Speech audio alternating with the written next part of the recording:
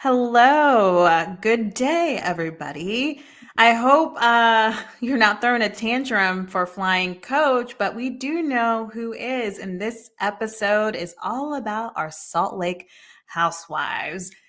Let me tell you, I am thoroughly enjoying this season. I think of all the franchises that are currently out right now, and I'm sorry if I've already said this, but I'm going to say it again. I'm enjoying Salt Lake the most. I would say OC very close second, but since we're kind of in the reunion, like we're on the reunion, it's like we're kind of trailing out. But yeah, I mean, I don't think Potomac isn't giving it. Roni sure as hell is not. Yeah, I mean, luckily we have Salt Lake. Otherwise, it would kind of feel like we did in the summer where we were with like we just had Dubai and New Jersey trying to hold us through. This episode, I mean, God, like gave us so much. I feel like it was like 4 episodes in one, just because there were so many little like segments of like drama, but then we moved on and there was like a new thing You're coming up. correct. It's like a little bit of drama whiplash. Like you're Yeah. like, whoa, now we're on to the next thing. John Barlow is truly a Lisa whisperer. I'm so glad they found each other because seeing those two, and is this being season what, 5 or 4? I can't keep up. I can see how they really work out in a relationship and a marriage. He just knows how to calm her down. But also, I feel like her personality probably brings out a different side of him that we normally don't see. Like, I doubt if he wasn't married to her, he'd be as fake tanned as he is, as like shirts off playing volleyball. Like, I don't know. I think she gives him a little swag. I think this was such a great John Barlow episode. I would even say, like, as the night went on, I'm like, he's also a Whitney whisperer. Like, he did it. I know Bronwyn was kind of annoyed with the way he tried to shut everything down quickly, but I'm like, Bronwyn, he's trying to help you guys just move past this and make it like a nice moment. Yeah, I think he shined bright, and then Seth, not so much. The breaking of the tension by because they're like, oh, they're basically like, John's like, Lisa, are you sorry to Whitney? Whitney, or like, Lisa, do you think Whitney's a liar? No. Whitney, do you think Lisa's a liar? No. All right, good. We're just like, good for him to just be like, we're ending it there. No one thinks anyone's a liar. Watch We're out, moving it. Andy. John Barlow's coming Yeah, for your job. exactly. But then Seth's like, so how many people, when they eat asparagus, your pee change? It's like, dude, like, I think times with him, I'm like, he is just like a 9-year-old boy. I'm not even going to say tween, like a 9-year-old boy trapped in a 50-plus-year-old man's body. And it's kind of weird. It's not even like there's something maybe sometimes endearing about like when, no matter what age, somehow a fart's funny, like that kind of stuff. You're like, yeah, okay, yeah, I laugh at a fart too. But like with him, it's like he'd be the type like boners, huh? Boner. Like, he's just like, dude, how old are you? That this Yeah, is he's got cheap laughs. He's got a little frat bro, like Silicon Valley bro, like energy to him. I mean, especially as we get, the party and like what he had on. I was just like, sir, you're at an anniversary event. You could have worn more than a Brooks Marks. I was kind of surprised. I agree with Whitney Shade. I was surprised that she gave it because I don't know that Justin, in my opinion, like at all these events, is like as dressed up in a way. Like, I don't think of him in that light. I mean, he's wearing more than what he had on, but that did cross my mind. I do want to give Mary a little moment. How challenging it must be for her with everything that's going on with her son. Clearly, as we've been alluding to the last couple episodes and even on the show, there seems to be some sort of addiction, potential depression. This is all assumption based on what's in front of us, but it just makes me sad for her. I can't imagine. First of all, she's having to think about this on many layers. She's thinking about it from a perspective of like, I'm very concerned about my son. He's acting different. He's not motivated. I mean, you can tell. Like when they were just sitting in bed, she was like, what are we doing today? Or, like, are you guys going to do anything? Do you have any plans? Are you going to leave the house? Are you Have you getting it? Like, cleaned? have you Like, cleaned? Have you showered? Like things that you shouldn't have to be asking a grown adult, whether it's your child or not. And then I think too, it's probably hard because the cameras are there. So she wants to be protective, but also maybe for the first time ever, Mary is actually sharing more of her life and who she is and the good and the bad with that. And so I think I just can't imagine how hard it would be, but also how frustrating because all you want to do is to be like, I will get you help. I'm just going to make an assumption that he has some sort of addiction. I think it's pretty easy to see. Like, check into rehab. Money is not an issue. We will pay for you to go to rehab. I just want you to be better. And it's like, and I'm sure anyone who's battled somebody with addiction knows it's like, you cannot force somebody to want to be better and sober. I mean, that was Gina's whole point to Tamara with OC. You can't bully, Shannon into not drinking, and Mary can't force or incentivize or bribe or, convince her son to get clean. And I don't know, it's really heartbreaking. It's really heartbreaking. And I do give her credit. I think, one, her son got married and didn't tell her. And now you have this wife like living with you who's a baby in her own right. I think they said that she's 21. I don't know what I would do in Mary's shoes, but I think the protective nature would want to like push the girl out, or like be like, what kind of influence are you on my son? Like, or even just you two together. Like, maybe she cares about the wife too. And was yeah, like, I want both of you. Like, right now, you two together is not good. I want both of you to have like a nice life, but it's not going to be together. But I give her credit for not immediately like going there, because I do think, to the points that you and I previously discussed, is that she wants to keep them in her house where she can at least know where they're at.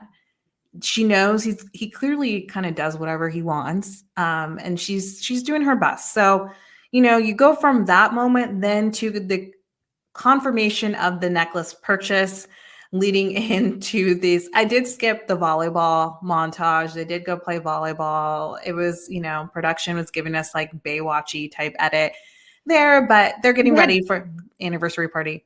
We had a few too many production like edits. Like, you're not Potomac. Like, like last season when Potomac did, like, their trip was kind of sitcom-y and it was funny.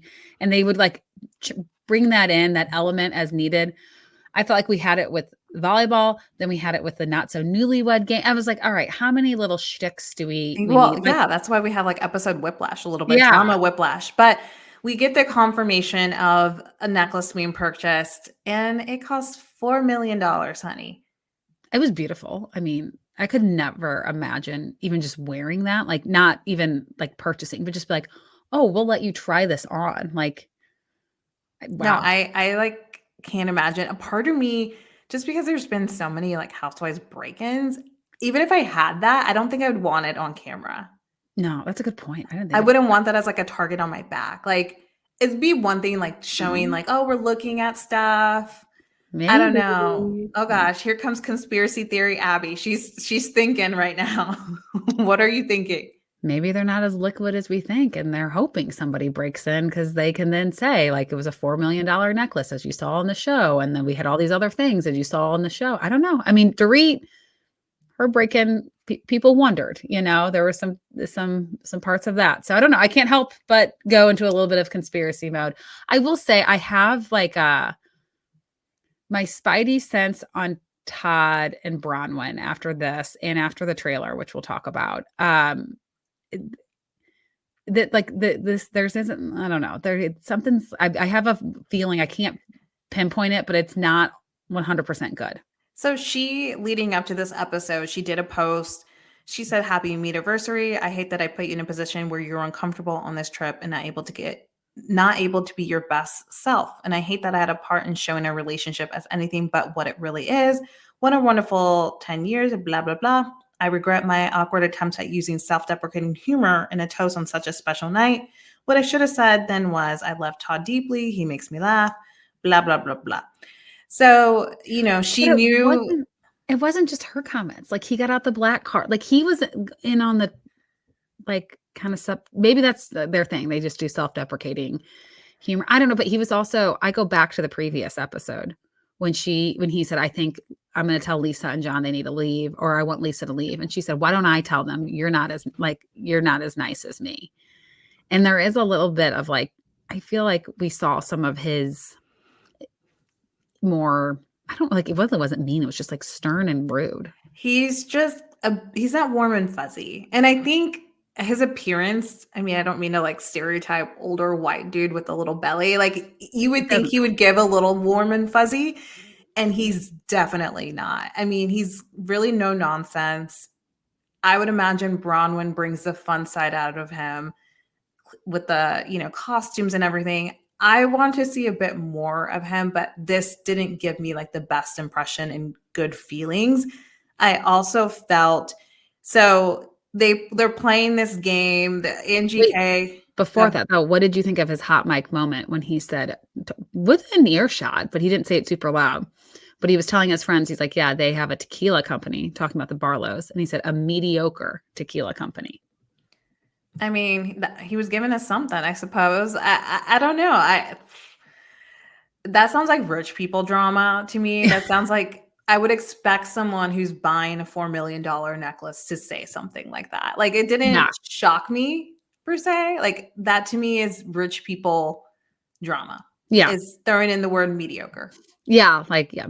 Because he didn't say bad. He didn't say cheap. He just said mediocre, which, I mean, to Lisa Barlow, who can't even fly coach if it's 45 minutes, like that is the ultimate dig. But I do agree with Meredith that there is some mild tension. And she's like, I don't even know if that's the word, but that's how I could best describe it. There is like, there's no warm and fuzzies and an affection shown between Bronwyn and Todd. And Yeah. in his interactions with the other women. But anyway, so let me get. I don't know too if it's the cameras. Like, that's why a part of me is like wanting to like see a little bit more, not completely shut him off. However, his history has shown us anything. Typically, our inklings, spidey senses, Abby's, psychic abilities a little bit. Don't forget, I called. I know, Jen Shaw. I called Never Jen forget. Shaw, episode 2. So I feel like could be potentially something there, but what better way to try to get the warm and fuzzies from Todd than let's play the newlywed game and then, throw in people's favorite sexual positions.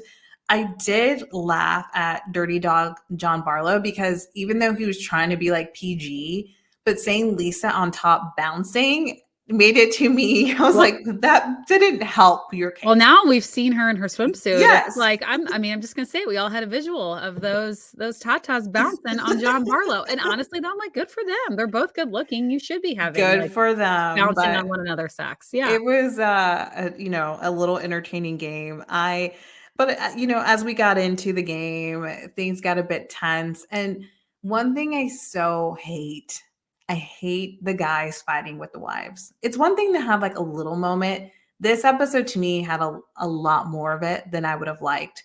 But essentially, Meredith and Sean begin to kind of go at it. He thought they were cool. They flash back to last season when there was those rumors about him. His name's Sean, right?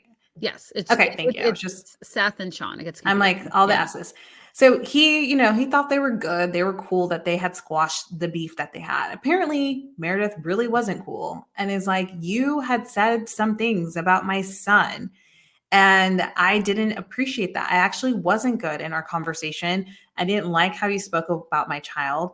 And Sean immediately is like, whoa, whoa, whoa. You didn't listen to it in the context of what was said. And then we get 9-year-old Seth pulls out his phone and goes, proof, biatch. And that delivery, I was just like, it was jarring watching it. I can't imagine what it was like in the moment. We needed Stacy there to be like, what? Yes. What? We need from Potomac, Stacy, for her over animate.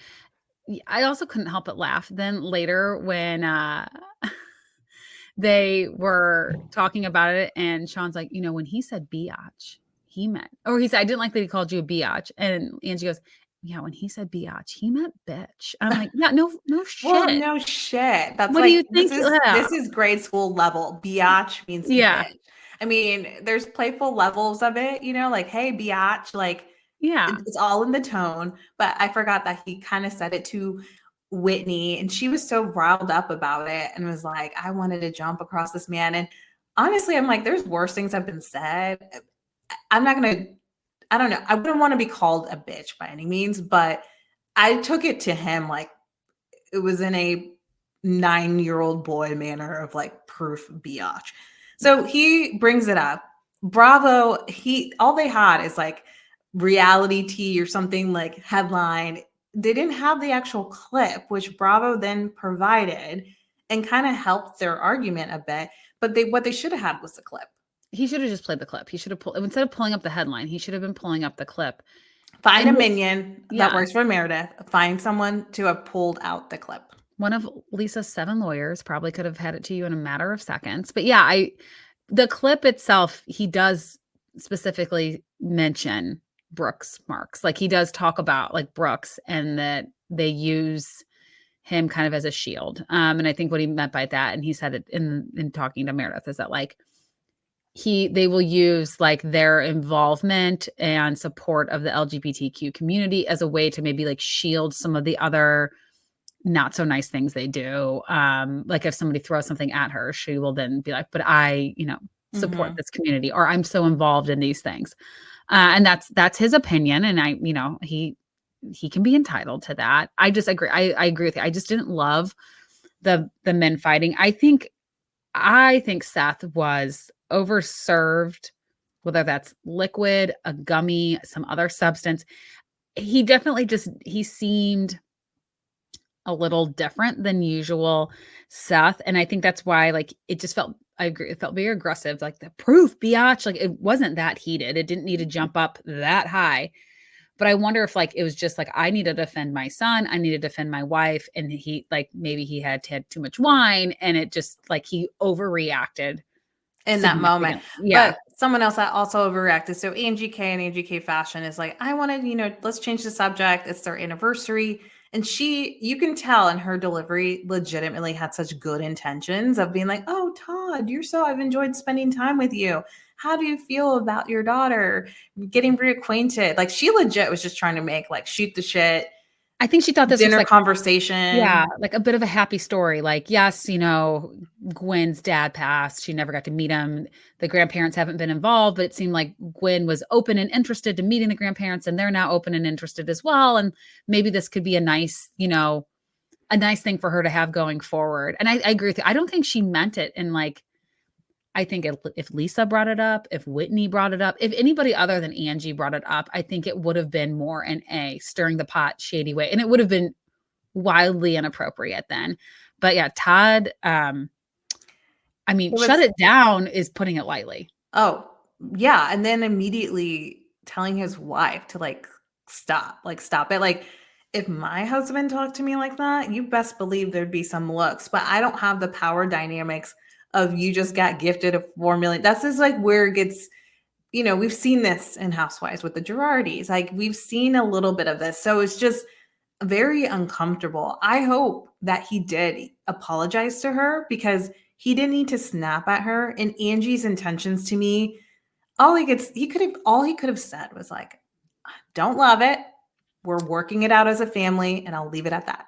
Or even like, this isn't a conversation I want to be having right now. This is a happy moment. Let's focus on everyone here being together. Yes. Like it was more to the way he dismissed Bronwyn. He could have been like, nope, this isn't a good thing. It's worse than what you could have ever imagined going through.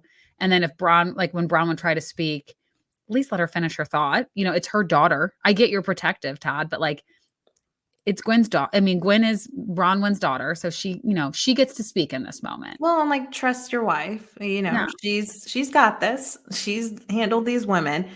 You know what I wish they would have showed? So after that dinner, they didn't then, kind of show us some little more clips of them getting along. And it ended up being like a really fun night. They had a great time. The girls are in the jacuzzi together. There's always someone needing to say, first one, someone get naked. Yeah. There's a little bit of that. I wish actually that they would have gave us like a little bit more of that footage. Well, or like Angie trying to wear all the inflatables, yes, and kind of like falling around. Yeah, like those are like the fun, silly moments. Like it looked like actually everybody was getting along. They were having fun. Whitney was even saying it looked like in the jacuzzi as they jumped into the pool, this is what it's all about. We really do love one another. It was kind of like almost like not like let's put it all away, like put it all aside, but like for tonight, let's all have fun and enjoy being around each other because at one point we were all good friends. And like, yes. I think you need that. Like we always talk about the balance. You need some of that levity, fun friendship. Yes. It can't always be fighting. And yeah, it would have been nice to maybe have like a little bit more. Just like something, give us fans content. Give us someone said some ingredients type moment or something that was said because it feels like that could have easily happened. So the next day they go, I mean, again, this was like 4 episodes. You really nailed it when you said it like that. Then they go to the race car thing, which I think really the only people who were super excited about it was Bronwyn.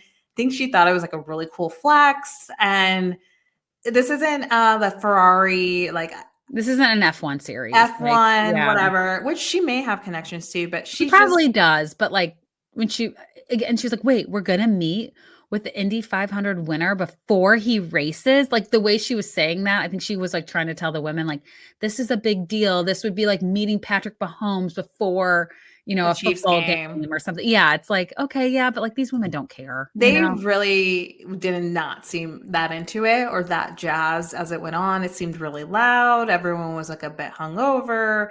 But I give Lisa, the tour guide credit though. She was like asked to see his abs. I'm like, you know what these women like. You're like, good for you for like making it a little bit more I fun. did laugh at Lisa Barlow talking to the race car driver and be like, take your shirt off. Cause that is like fun. Like, again, I love little moments like that. I feel like Lisa has so much of that in her. And what draws me to her, even when she throws a tantrum, it's what I expect. Let's be real. Like, I always say, you and I say this all the time. What you see with these women is what you get. And if she's not throwing a tantrum for not flying first class, then who is she? Like, this is who she is. You don't have to like it, but that is Lisa.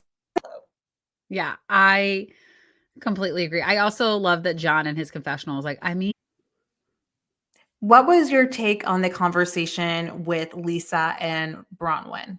well, before we got that, though, I do want to give Seth some credit because when he asked the race car driver, "Are you single?" I thought he was asking for all the women there, like being like, "All right, ladies, if you're going to get your hall pass." He was trying to set up Heather, which I actually loved, a little matchmaking, even though I know maybe that was his, being, I don't think he's that sophisticated that he's trying to be shady or like dig at Bronwyn for not inviting her. But I think he was like, all right, she's the single one in the group. Like, this is a hot young man. Let's see if we can set her up. So I did like that. But Bronwyn pulling Lisa aside at the race did make me laugh because I think she was kind of like trying to, I think it was sort of like she was pulling Lisa away and saying, like, I want to talk to you. And then was kind of like, we can't really talk here. It's too loud. Why don't you make some time for me when we get back? I don't know. It felt kind of like a power move. Like, you owe me this because I didn't kick you out and you are going to have this conversation with me. Now, Lisa did a terrible job when they had the conversation. Like, At the end of the day, she just wanted an apology. well, and Bronwyn was even coaching her. She's like, nope, just stop talking there, Lisa. Just stop talking there. Just say, I'm not two-faced and you don't think I'm a horrible person. We'll leave it at that. Like, she just kept trying to, and I don't get why we've talked about what we think strategically Lisa might be pushing so hard for Heather, but I don't get why in that moment she felt the need to be that strongly in Heather's camp. And also in her confessional, she doubled down on one of those claims. It's not coming to me right now, but she's like, yeah, she is, whatever. No, she said, I didn't answer the two-faced thing right away because I do think Bronwyn can be a little two-faced. Well, That Lisa, reunion's I gonna think be this fun. would, yeah, it's like, well, honey, she might think you're two-faced for that comment. Like, you were saying we're good and can I give you a hug? And like, and her I know Lisa, you like, don't like hugs. and like, I know, but can I give you one? Like, in that little voice. And yeah, that's two-faced behavior. And I say this as someone who loves Barlow. So that it's like, what? I don't know. I think Bronwyn has been such a great housewife in the sense of she can take on all these fights. She doesn't have to rely on strong alliances. She's kind of going in there guns a-blazing her own. But little did we know that her setting up everyone's flights home, which I feel like at our Midwest selves, we'd be like, oh my God, that is so kind and blown away. Even if it was Southwest, I'd be like, thank you. I do think if you fly everyone there private, you probably should fly everyone home private. That's fair. Or at least, truthfully, she probably should have just let people book their own flights. Yeah, because she was after like, when all said and done. Yeah, I put Todd and myself in first class and everyone else is sitting next to their spouses. Now, I would not have gone as far as Lisa because I would be more of a like, I don't need to then go to LAX to then fly back to Salt Lake like all the time. She's like, Henry's fine. Henry doesn't. I'm like, yeah, but what a waste of time just to be in first class for 6 hours. Like, well, not even 6 hours. It was like, well, no, you mean the like time? round Yeah. trip. She was like for 6 hours, you're gonna like lose, or you could just for 45 minutes be in coach with everyone else. It's really not that big of a deal. And with this flight that short, usually I feel like those planes are much smaller and the first class sections aren't There's like no amenities. it's not like what you'd want it to be. Like you're going to get seated first and off the plane first and whatever. but I don't know. I wouldn't expect anything less from Lisa Barlow. Let's put it that way. I found it humorous. I know a lot of people were really bothered or turned off by it, but I expect this from Lisa Barlow. This is like delusional housewife behavior that I expect to see. We did get the mid-season trailer. Your 2 cents on that? I mean, it was very explosive. There's still a lot to happen, a lot of drama to go down, a lot of a lot of fights. I did my heart broke again for Mary. We did get a clip of her talking to Bronwyn, and Bronwyn's like, is Robert Jr. okay? Is he okay? And I'm assuming this is about Robert Jr. Now that I think Yes. about it, I don't think she directly said it, but she implied there's some things wrong with her, like drama, stress with her family. That made me like really sad. But then, like, yeah, like all of like, there's quite a bit of just like arguing, and then Meredith Marks not wanting to talk about whatever. Like, can we just ask you for a question? She's like, no, no. So of course now we're all going to be like wondering what that is. Knowing Salt Lake, it's going to be something good. Oh, it's going to definitely be something good. And Whitney saying she talked to Monica. Oh God, almost forgot about that. Yes. Like that was a little moment that I was like, oh shit. The thing what I love about these women is that as viewers, we're surprised in the moment. There's not a ton of leaks with Salt Lake. We've experienced so many leaks with Beverly Hills that it becomes unbearable to watch. So I really appreciate the cast keeping things in tight. But the theme of this season, and it aligns with the beginning of this season, is like the sisterhood, we're all going after each other. Like, when is this going to stop? And Heather tries to be like somewhat the voice of reason in that, but I feel like she's just as complicit in it in a way. Like, it is rich coming from her. She's like, we can't constantly be trying to like expose one another. And it's like, do you remember last season, Heather? Like, yeah. Yeah. But I'm here for the dramatics of it all. I find it super, super entertaining and another solid episode. Did you notice that other than the FaceTime, there was no actual like footage of Heather these last 2 episodes? Yes. We didn't even have a clip like back on the ranch in Salt Lake. Here's Heather getting groceries. Like, we got that with Mary, but we did not get it with Heather. I thought that's very interesting. And just a little tidbit. The housewives don't necessarily get paid by how, like, it doesn't matter how much you're in an episode, but you do get paid by episode that you're in. So I'm guessing like Heather did not get paid at all for sure for last night. I don't know if she would have gotten paid for the previous one because it was just a FaceTime. Did you miss her? Was she missed for you? No. I felt the same way. Actually, I'm glad you brought that up because that was something I did want to talk about. I did not miss her at all. She was not missed.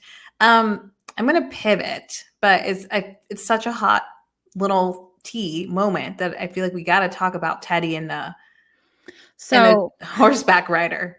We received this information right as her divorce broke. Now, as you guys know, we are always careful with like putting that stuff out there because while it's hot tea, when you're the one that like breaks those things, you have to, especially like so close to the divorce, like we always think about the implication for kids, for families. And so it was kind of one of those things where like, well, we haven't heard anyone else saying it. We didn't know 100% it was true.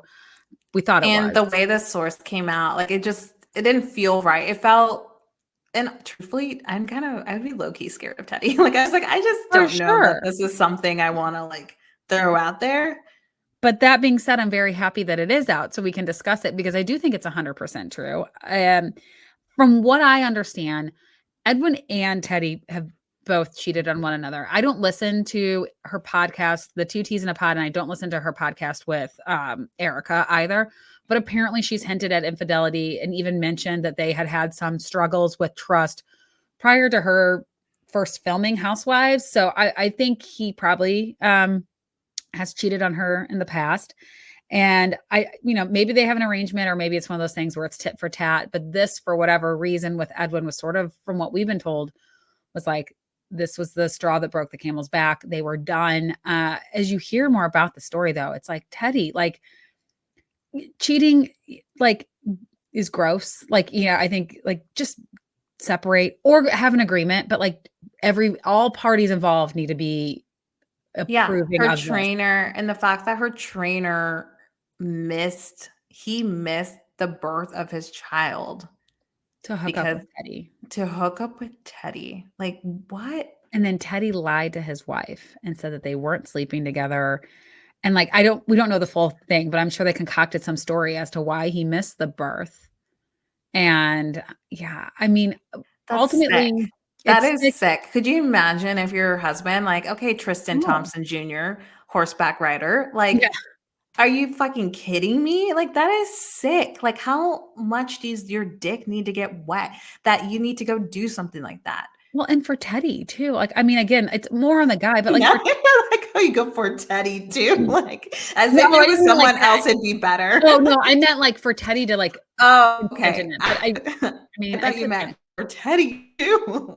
I could see both sides of that story. But I guess where I go, where I'm like, my heart really breaks first. My heart breaks the most for this horse trainer's wife, their child, and then also like for Teddy's kids. I just think like how tough It one, your parents are going to split up. Now everyone knows that your mom's been cheating on your dad, you know, your dad's been cheating on your mom. And not only that, but then like your mom has like ruined and broken up another family. It's just like am I don't know if I'm this is really going to help. curious on how she's going to talk about it because she openly, as someone, she covers housewife shows and she's airing out, discussing everyone's drama. No, she's not on TV for us to discuss, but it is all out there. So I'm curious what path she's going to take, knowing that she has an audience because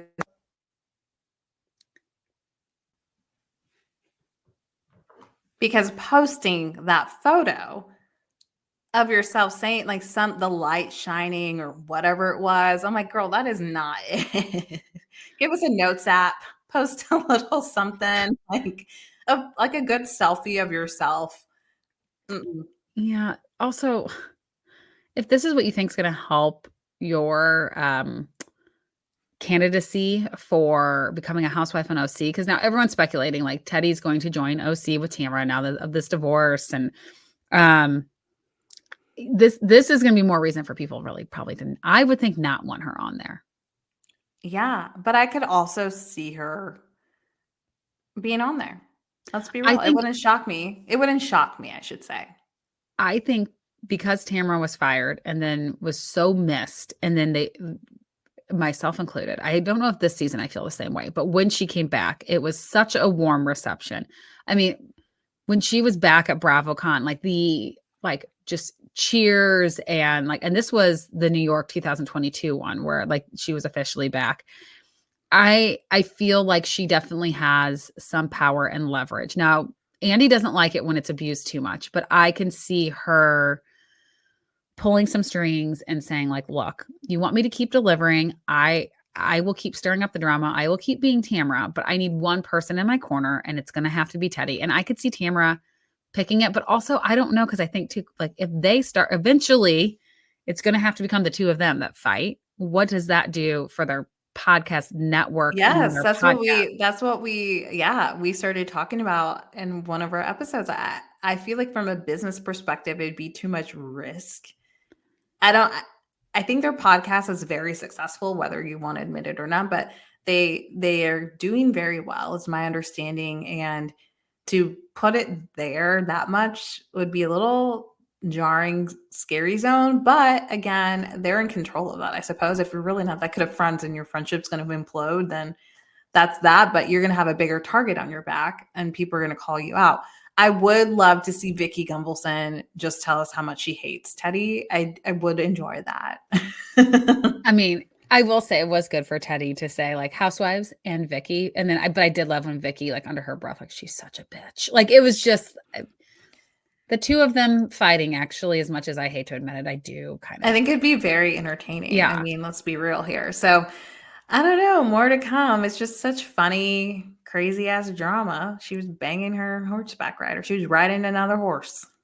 I will say though, there's not, well, I'm coming from my experience of riding horses. There weren't a lot of straight dudes, and the ones that were pretty good looking. And like you would hear a lot of stories. Like now, when I was younger, I didn't hear about it as much, obviously, but like there were a lot of people that like would be like, oh yeah, I used to kind of date him, or I remember when I dated him. So I was like, yeah, me too. I was like, oh, is it like kind of one of those things where it's like, you know, where you're like someone, are they work hot or are they really hot? Like if you work in Mhm. an industry where there's not a lot of men, I don't have that in sales, but you know, like it's like, oh, is that guy really hot? Or is it just because he's the only like somewhat decent looking guy in your entire office building that everyone thinks he's hot?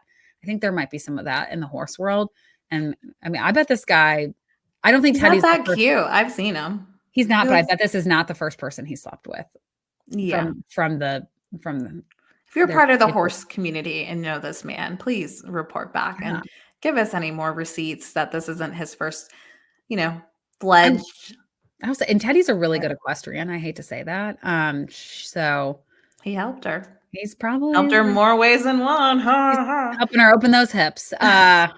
You don't really have to open your hips when you're riding horses. But anyway, um, yeah, what like I mean, it is only Thursday, people. What a day. What a day. It's only Thursday. We will be covering OC in the next episode.